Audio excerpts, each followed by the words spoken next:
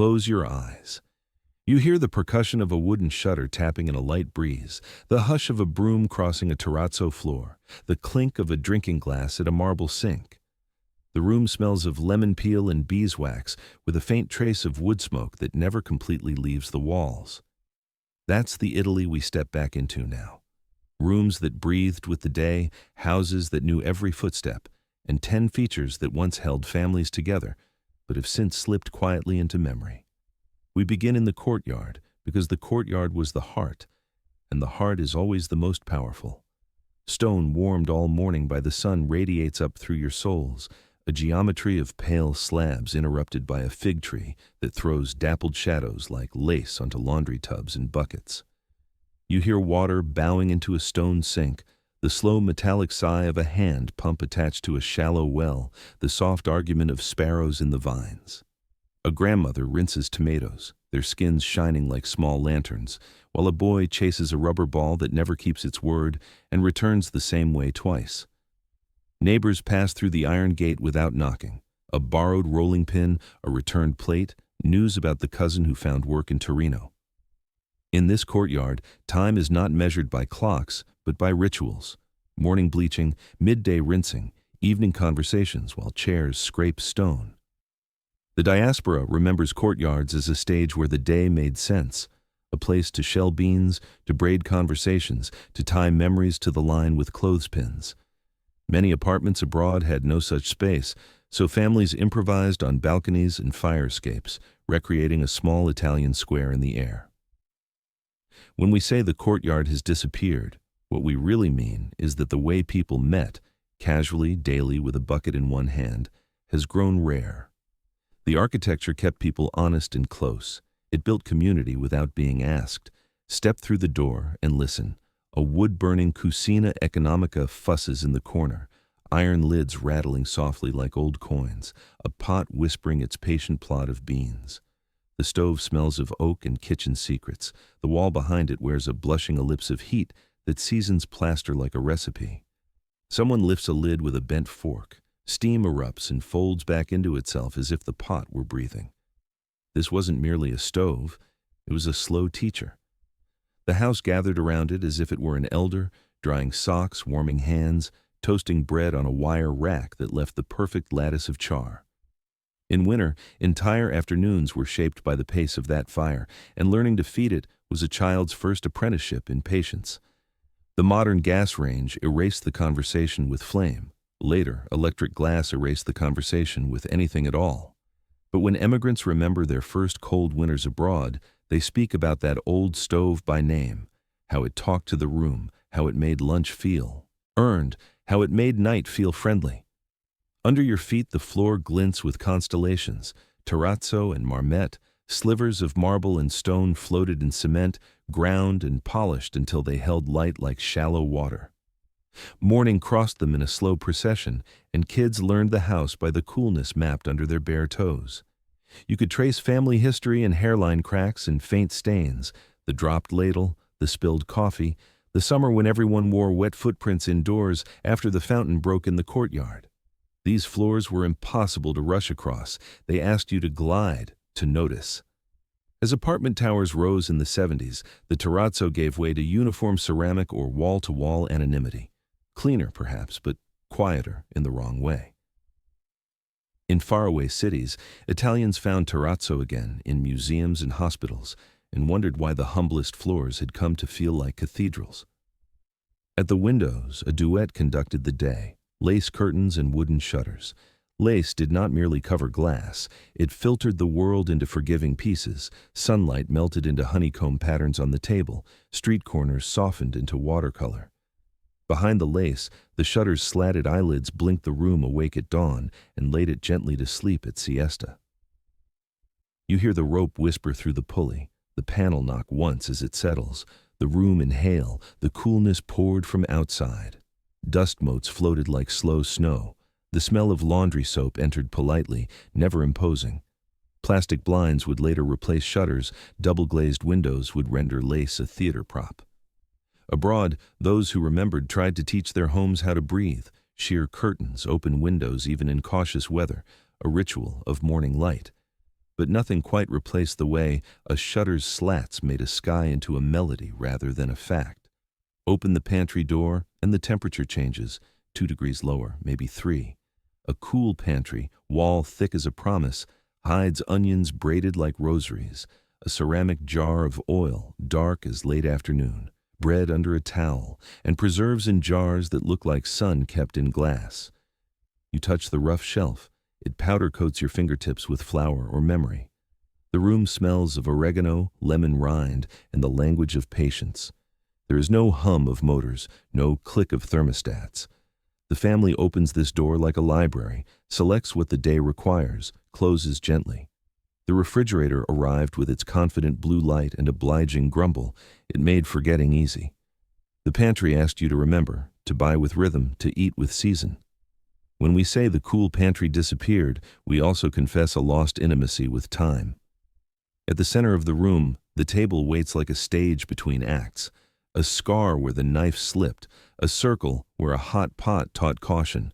Leaves stored in the sideboard expand the family without complaint when a neighbor rings the bell with news in a bottle. Chairs are out, straw-bottomed, woven tight as summer. You hear the cards slap down in the evening, the spoons ring noon, the silence before bread breaks. Later tables would shrink to fit the room or grow sleek enough to reflect the lamp, but they no longer bragged of their scars, those honest footnotes of a family's life. In Queens, in Carlton, in La Boca, families tried to find a table that could forgive as many elbows and carry as many stories. If they couldn't, they made do. A folding table, a borrowed bench, a borrowed feeling that, when everyone sits, becomes permanent. Along one wall, a sideboard with a mirror gleams, not ostentatious, just proud. Inside, the good dishes, a cake stand waiting for reasons, a bottle of Rosolio kept for the kind of guests who might arrive only twice a year. The mirror pulls the room into itself and returns it larger, like a well that reflects the sky. Children rehearse adulthood in that mirror. A father reknots his tie and checks if Sunday is sitting right on his shoulders. When lighter, faster furniture arrived, the mirror stayed, because it kept a second house inside the first, a reserve of brightness for cloudy days. As tastes changed, the sideboard went to a cousin's garage. The mirror often remained, hanging on a wall that forgot it was once a window. Stand in the bathroom that is also a laundry room, the kind that understood houses cannot afford to be shy. A marble sink with a ribbed sloping board leans toward a drain, a bar of soap nests in a dish that has known the same scent for decades. Steam ghosts the small window, and a braid of light enters to cut it. Here, Saturday is a ritual. Boiling water in a dented pot, lifting wet sheets like small white flags of surrender and victory at the same time. Later, the front-loading machine would spin behind glass like a captive sea. The sink became a theme rather than an instrument. Abroad, some families kept a plastic washboard, not from need, but from loyalty, because some chores teach humility better when the wrist, not a button, closes the circle. Climb the 3 steps to the mezzanine bed at the back of the room, a wooden alcove that makes privacy from planks and curtains. It smells of old cedar and laundry sun-dried into intelligence. A small crucifix, a photograph of a wedding where everyone looks taller, a lamp with a switch that snaps like punctuation. Children pretend it's a ship, lovers pretend it's a country. The modern apartment filed the corners away and made each room doctrinal. The alcove reminds us that a house is a story with parentheses, with asides that matter. When the family left for New Jersey or Melbourne, they took the idea of the alcove with them, a corner under stairs with a curtain, a room carved out of stubborn affection.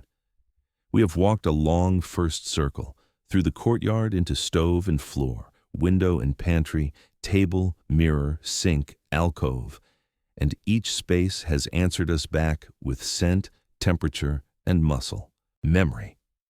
These features feel disappeared because their purpose was conversation, not performance.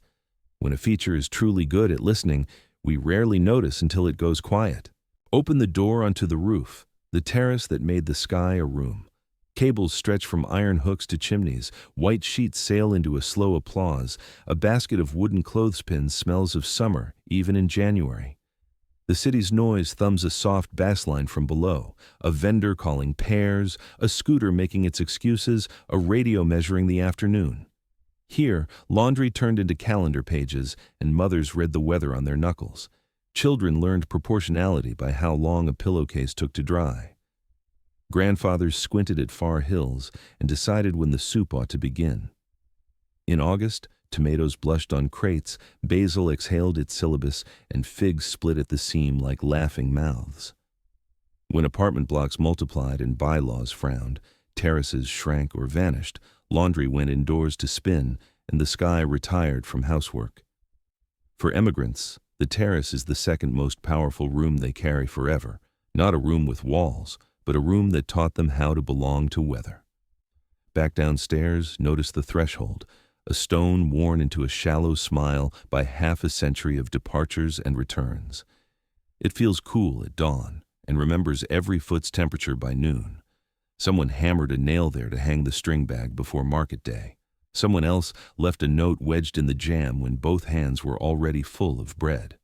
Modern thresholds are neat and unremarkable, clean lines that try not to confess that people drag entire lives behind them when they cross. This old stone tells the truth. The diaspora often keeps a ritual at the door without knowing why. A small table for keys, a dish for coins, a pause to become the person the house recognizes. Look up. The ceiling wears a medallion where the chandelier once rehearsed opulence in rooms that couldn't afford much else. Painted vines curl around a plaster sunburst. A hairline crack travels from one leaf to another like a rumor. Lamps now are simpler, kinder to electricity, untethered from poetry. Yet the ceiling remembers being a sky. Italians abroad sometimes paint a border near the cornice or hang a light that pretends to be older than it is. It's not vanity. It's the quiet desire for ceilings that say something about the kind of conversations one should have beneath them. Run your hand along the wall. You can feel the tactility of a lime wash, the soft, breathable patience of it, how it takes light and returns it with interest.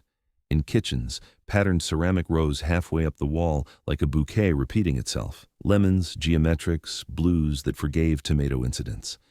Later, paint went acrylic and tiles went minimal. The wall forgot how to inhale and exhale. Abroad, families kept one corner tiled a little strangely, a private smile at a form that cleaned well and aged better. Houses then didn't merely contain smells, they curated them. Coffee at 7, soap at 10, garlic at noon, peaches at 3, stew at 6, and someone's cologne crossing the hallway. At 8, as if the evening needed punctuation. Open the sideboard drawer, the one that sticks unless you approach with calm, and the house's pocket unfurls, a key that opens nothing, a mass card with a photo wearing a halo of time, a tape measure that knows the table's true width, a spool of thread that survived entire wars on its own. This is not clutter, it's an index. New furniture promises zero mess and delivers zero memory. The diaspora replicates this drawer compulsively, in a kitchen, in a garage, in a place where children should not touch but always do. They learn their family by inventorying it. What is this? A thing that helped us once. Will we need it again? We already do because it kept us. Listen for the radio. Often a wooden box heavy enough to be furniture, its dials luminous like polite eyes. It taught Italian to people who had nothing but dialect, taught headlines to people who had only rumor, taught songs to people who had only humming. The house gathered around it to hear the nation invent itself, and when news came from cousins abroad, the radio made room. Static cracked, then a voice from Buenos Aires turned the kitchen into a planet with two suns. Televisions arrived and asked for our eyes. Radios required only our attention.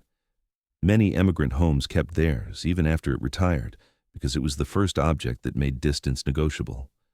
Open the wardrobe and breathe linen, soap, and late summer. Sheets folded perfectly, two strong people tugging corners to make them right, shirts that remember Sundays, a sachet of lavender that cannot be improved upon. On a high shelf sits a hat in a round box like a moon in storage. New closets add cleverness, lights, rails, apparatus, but none add ceremony. Drawers used to close with a sound that meant, we are ready. The diaspora keeps lavender where it has no business growing, in climates that ignore its language, because some scents are translators. Touch the door again and feel the weight of the latch, the way iron learns a family's hand. Modern handles are all negotiation with fingers. The old latch was a pronunciation. Children learned the difference between leaving and fleeing by how a latch sounded at night. In apartments across oceans, the click of a deadbolt has a colder grammar. Families add little bells or hang a rosary on the knob, inventing a warmer sentence for the same verb, to come home. In the small bedroom, look for the sewing corner, a pedal machine with a metal scrollwork base, a tin of buttons that has seen every color wear itself out. The treadle turns slow, and time climbs onto your lap like a cat.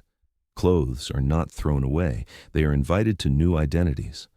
This corner disappears first in the modern house, outcompeted by time and prices. Yet ask anyone who left, and they will tell you the sound of that pedal is a lullaby, the metronome of a house making solutions while others slept. Return, finally, to the terrace at dusk, the second most powerful room, the sky room, when laundry lines sag just slightly with evening, and the city's lamps confess themselves one by one. You hear plates being washed in 20 kitchens at once, like a single village cleaning up after a feast. Someone waters basil, someone claps a rug, someone, in that in-between quiet, decides to write a letter. When this room vanished, families didn't simply lose a place to hang shirts, they lost the day's balcony, the moment where the sun signed the house's diary. In foreign cities, people step onto small rectangles high above the street and make them holy with 2 chairs and a plant that pretends it understands Italian. It's enough. It's never enough. Take a breath and let all of these features stack like pages in a book. Courtyard, stove, terrazzo, window, pantry, table, mirror, sink, alcove, terrace, threshold, ceiling, wall, drawer, radio, wardrobe, latch, sewing corner, terrace again. 10 disappearances and the echoes that followed them. We do not mourn them because we want museums, we remember them because they taught us how to live together. In their absence, we learn to make their virtues portable: patience, hospitality, ceremony, community, and the courage to let rooms smell like what we love. If these rooms are opening doors in your memory, tell us. Describe the click of your Nona's latch, the temperature of your family's pantry, the churr of your father's radio on Sunday mornings. Subscribe so we can keep rebuilding these houses, brick by breath by story, so that wherever we live now, when the shutter taps or the pot whispers, we know the house is speaking our name. Step down into the cool hush beneath the house, the cantina.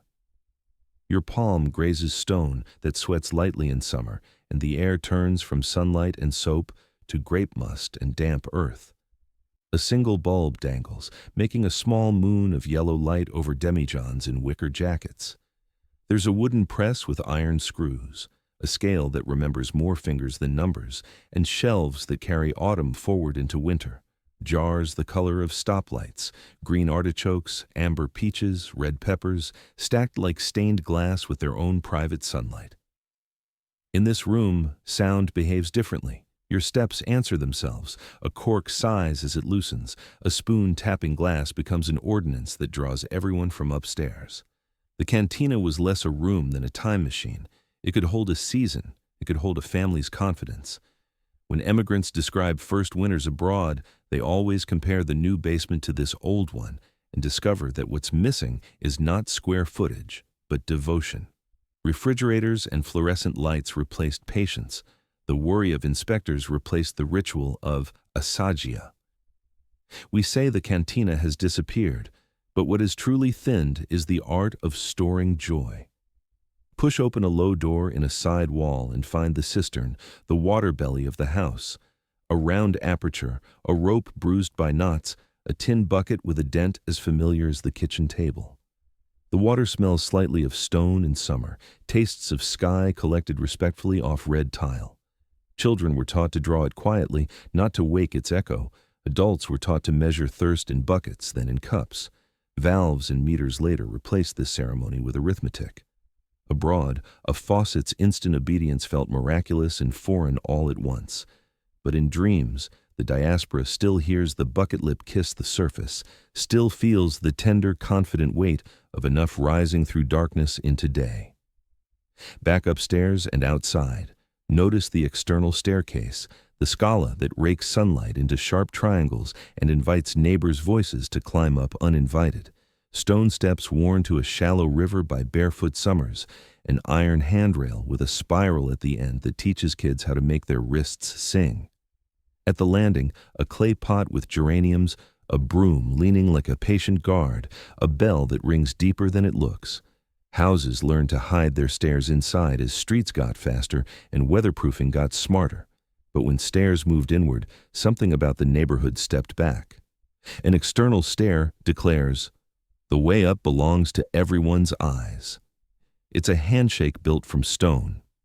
In Melbourne, in Montreal, Italians build small decks and call them outside, then grow vines along their rails so strangers know they're allowed to wave. Walk beneath the eaves and stand in the loggia, a roof without walls, a pause between house and heaven.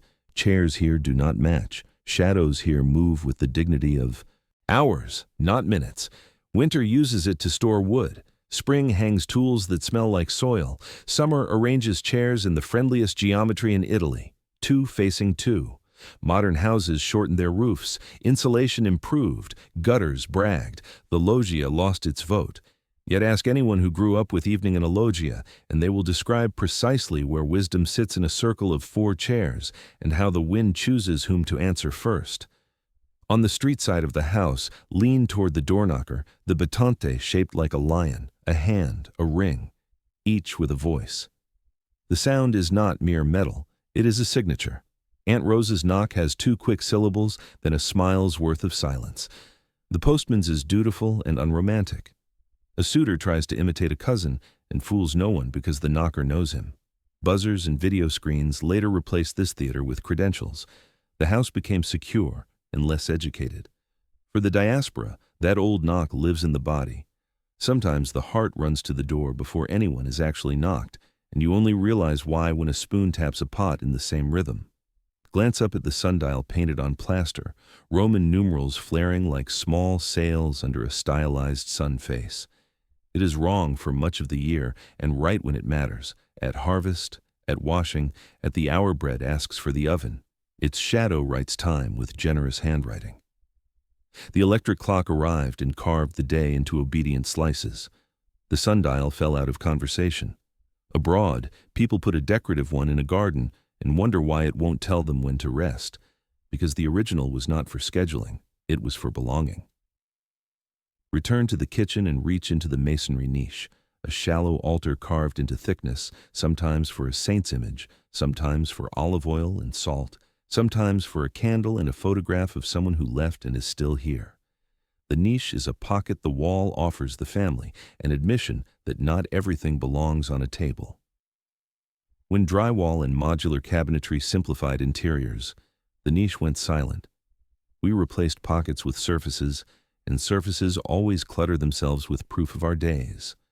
The diaspora keeps the niche as a habit rather than a whole. A shelf with a statue, a small frame above the kettle, a candle that someone lights on days the language fails. Step into the little orchard at the back, walled just high enough to make the wind behave itself. A fig tree with one branch that always forgets whose side of the wall it belongs to. A lemon that furthers every plan. An olive that measures years instead of seasons. The path is a ribbon of brick sunk into earth.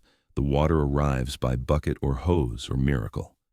When new roads pushed hard against old lots and backyards narrowed into gestures, the orchard folded itself into pots. A lemon on a balcony pretending not to be heroic, basil in a rectangle of soil that has appointed itself a field, a fig. It leaves its scent on laundry even when it bears no fruit. We say the orchard has disappeared. Someone else says it has learned how to whisper. Now open the small oven outside, a dome of brick, soot on its brow like a miner just returned. Bread goes in quiet, comes out speaking. On feast days, the oven unlearns modesty and digs its heels in for trays of lamb, potatoes, peppers, and the entire alley measures time by smell rather than by clock. When gas and electric ovens earned the kitchen their sovereignty, outdoor ovens retired to postcards and weddings. Abroad, one uncle in every branch insists on rebuilding one in a backyard and becomes the custodian of nostalgia. At his house, the family calendar is written in wood.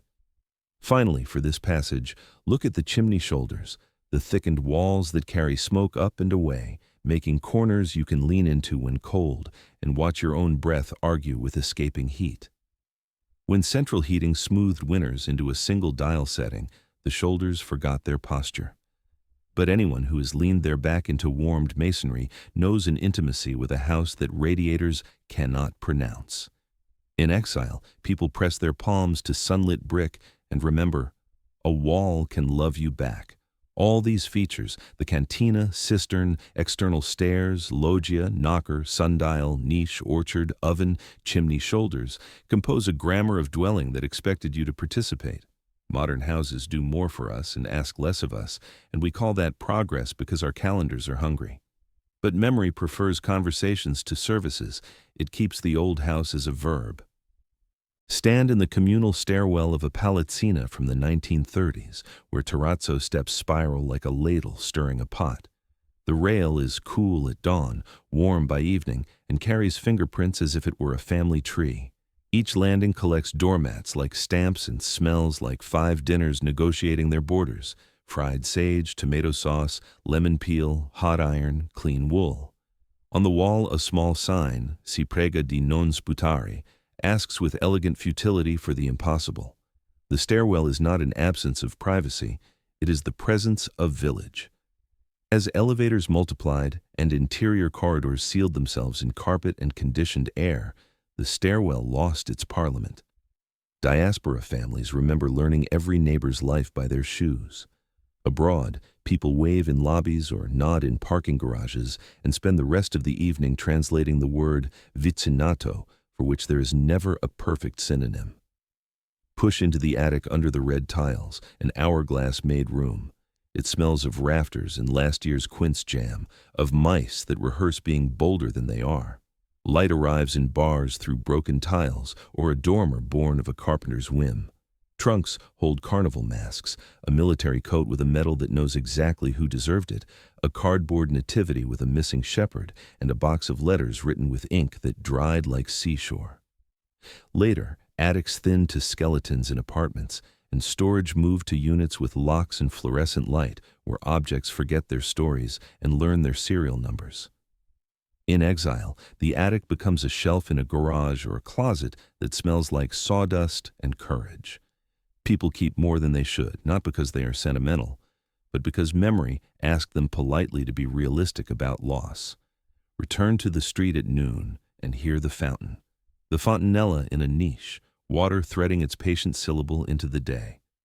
A woman fills a demijohn, a boy drinks from his cupped hand, a dog lowers its head and becomes noble. The fountain is not a feature of the house, and yet every house leans toward it like a plant seeking light. When plumbing domesticates water completely, the fountain is upgraded into a photo opportunity or removed as an inconvenience. Communities abroad learn the taste of water from taps that laugh at the idea of gratitude.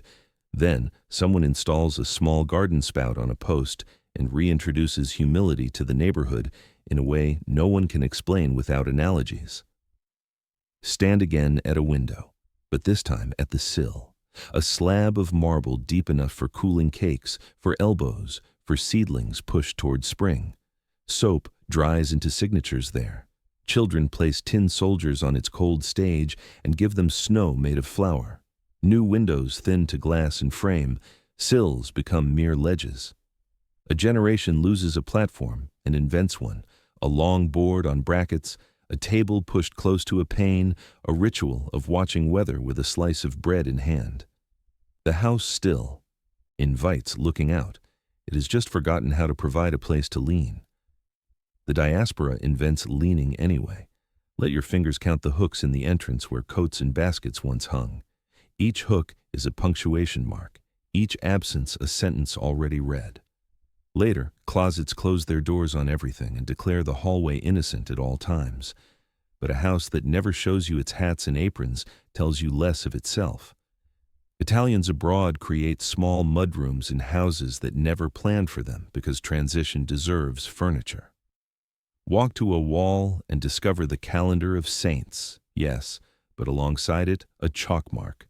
Birthdays, debts, harvest dates, the day the letter came. Walls then were not only boundaries, they were chalkboards. Paint improved and erased the temptation. Our phones now remind us, our walls no longer do. But phones cannot smell like lemon peel, and walls used to keep a faint scent of everything they witnessed. Open a tiny door at knee height along an alley wall, the sfiatatoio, the vent to a cellar, a whisper mouth for the house. Someone placed a grate like jewelry over it, a cat applied for residency. Later renovations sealed the mouth for efficiency. Houses became quiet in ways that made sleep lighter and afternoons less thick. In exile, people leave a window open even when weather disapproves, because air is not luxury. It is citizenship. Now step into the small room off the kitchen where the bread trough, the media, lives. It is a wooden chest with a lid heavy as a promise. Flour in its corners draws constellations no astronomer has charted.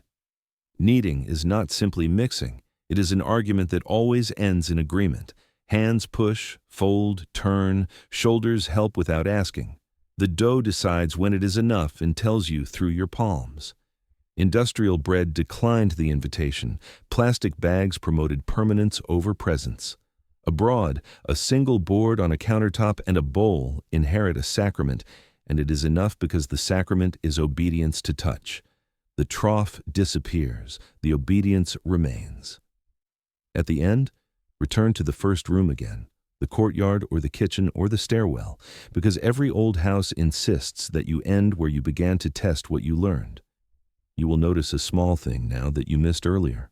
A nail hammered sideways to cradle a ladle, a chair leg repaired with brass like a visible scar tenderly polished, a grapevine that ignores property lines because sweetness is not a legal concept.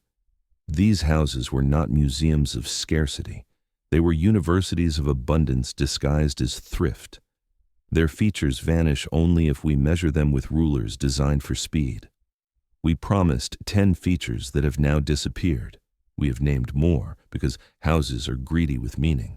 But count them by their lessons instead, and you will keep faith with the headline. The courtyard taught fellowship. The wood stove taught patience. Terrazzo taught gratitude for coolness. Shutters and lace taught the ethics of light. The pantry taught season. The table taught forgiveness. The mirror taught ceremony. The wash sink taught humility. The alcove taught refuge. The terrace taught belonging to weather. The cantina taught storage as love. The cistern taught reverence. Stairs taught openness. The loggia taught pause. The knocker taught identity. The sundial taught proportion. The niche taught memory. The orchard taught hope. The oven taught celebration. The chimney taught warmth that is not merely temperature. The stairwell taught society. The attic taught story. The fountain taught gratitude. The sill taught leaning. The hooks taught transition. The chalked wall taught witness. The vent taught breath. The bread trough taught touch. For those who left, these features did not simply vanish. They migrated into habits. A balcony that becomes a garden, a table that refuses to be precious, a window that is opened even when the heater complains, a drawer where the past keeps useful tools, a knock with 2 syllables and a smile's worth of silence, a Sunday sauce that sets a clock no one can see. For those who stayed, the old rooms became rarer but not extinct. They survive in provinces and in apartments that remember to be porous. Close your eyes one last time. Hear the shutter's patient tap, smell beeswax and lemon peel, feel Terrazzo's cool grammar under your feet.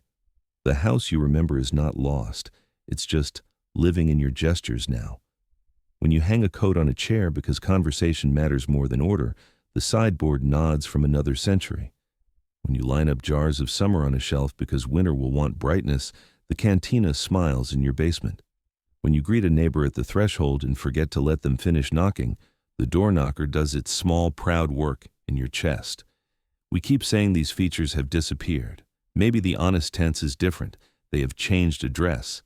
They are in our hands, our rituals, our sentences. They are in the way we explain ourselves to our children when words are not enough. So we fry sage and open a window and say, listen. If these rooms have opened a door in you, tell us what you saw beyond it. the cantina you still smell when you peel an orange, the terrace that still warms your shoulders at 6 p.m., the bread trough that your grandmother turned into a drum to summon everyone to taste. Share your memory so we can place it where it belongs, inside the house we build together each time we remember. Subscribe, keep a jar of summer for winter, and knock twice with a smile's worth of silence. Ciao. Let the house breathe.